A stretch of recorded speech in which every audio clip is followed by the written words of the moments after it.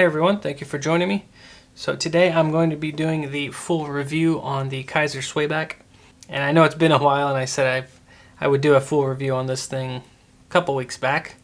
But I got some time today to actually just do my full review on it. So just really quick, I wanted to do the specs up on screen.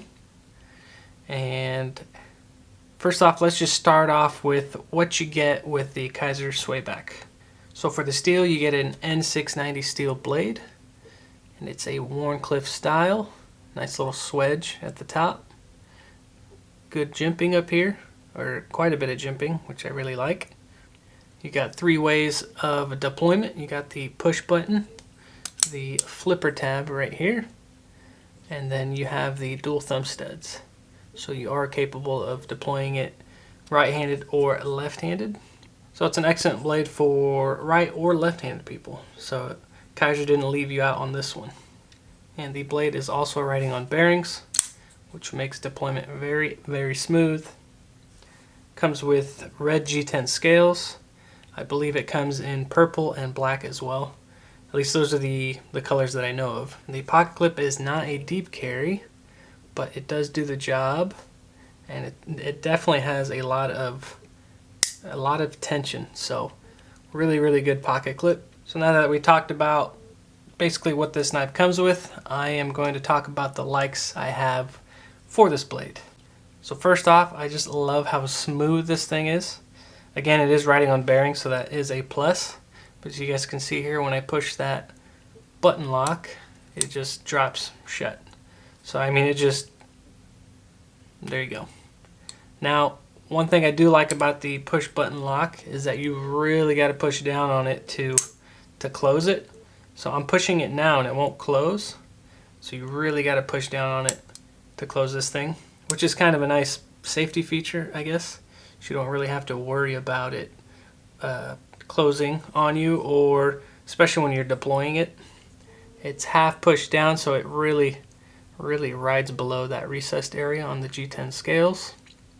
So that is a plus. Again, you really got to push down on it. And the flipper tab functions perfectly.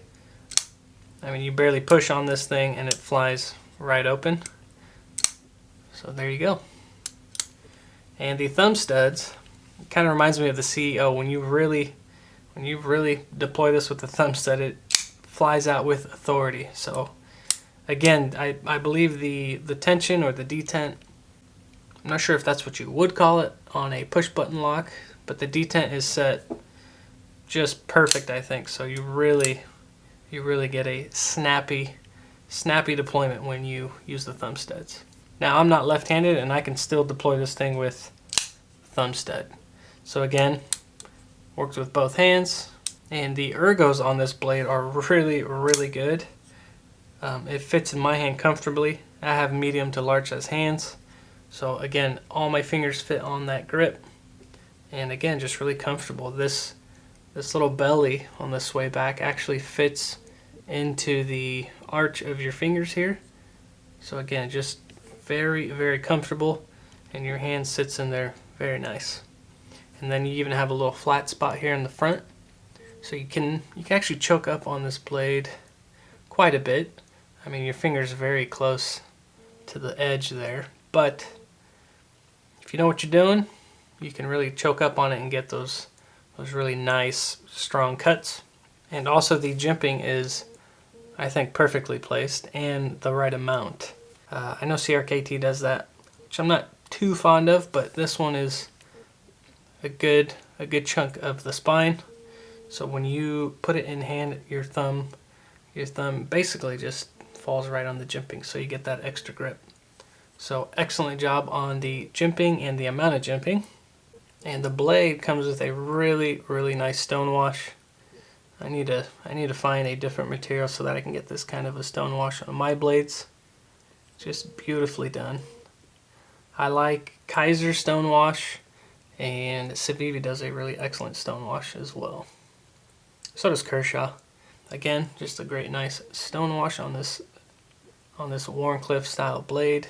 And the G10 that comes on this blade it's fairly grippy. It's not crazy grippy. I'd say it's kind of medium. So it's not crazy aggressive, but it's not smooth either. It's kind of in between. But my intent when I purchased this blade was to, as you guys know, eventually customize it. So the scales don't really bother me, even if they came with, I guess, garbage handles. I would customize it either way and just make it, again, just make it my own. And another thing that I really like about this blade is the fact that the hardware is very minimal. I mean, you have your pivot screw up here, and then you have your barrel spacer and your 2 screws. I mean, other than the pocket clip, but you basically have 2 screws or 3 screws holding this whole blade together. And again, I love simple knives. Anything to do with simplicity, I love. So this blade is, again, just really clean all the way around. And you even have some milling on the inside to make it a little bit lighter. But yeah, this thing is, it's a great blade, especially for the price. And you're getting a good steel, and you're getting the quality of Kizer. So I mean, you can't really lose with this blade. So if you're a fan of swaybacks or just this style of knife, I would highly recommend it. Plus it's a push button, so really awesome. Another thing I like about this blade is that it came razor sharp. I mean, this thing cuts through paper like it's nothing. I mean, even just the tip, middle of the blade, even all the way back, just cuts through paper like, basically like it's nothing. So really happy that Kizer sends their knives out sharp. At least the ones that I've gotten so far have all been sharp. So now let's get on the dislikes about this knife. And they're really not even that big of an issue, but this knife did come dirty. So when I was deploying it the first time, I think I mentioned it in the first impressions video, but it was just really gritty. You could really hear the grit inside those bearings. So once I took it apart and cleaned it, I mean, it ran perfect. It still does. This blade is perfectly centered, which, you know, is great because I've been flipping this thing and just basically fidgeting with it, and it's still centered and it's very, very smooth. But that was after I cleaned it. So I guess that's one of the gripes I have with it, is that it came dirty. But again, that's with most other knives too. Wasn't too big of an issue, easy fix. And then one more thing that I don't really like, but again, it doesn't turn me off from the knife. Even if I wasn't able to do this, I would still purchase this blade because of the fact that it is a push button lock, is that I can't really spidey flick it, which is a little unfortunate because that's one of the ways I do like to open knives, especially when they have thumb studs. But again, not a turn off from this blade. So I guess those are my only 2 dislikes. But other than that, I think it's a great blade. I highly recommend it for the fact that it's really smooth, it's pocketable, it's a fairly good size, so it's not really going to take up too much pocket space. So yeah, that's pretty much what I have to say about this blade. Give you guys a closer look. But yeah, a great knife by Kizer. And as you guys know, Swag's from YouTube. I think she designed a really good knife. So don't forget to like, subscribe, share these videos. And I got more content coming.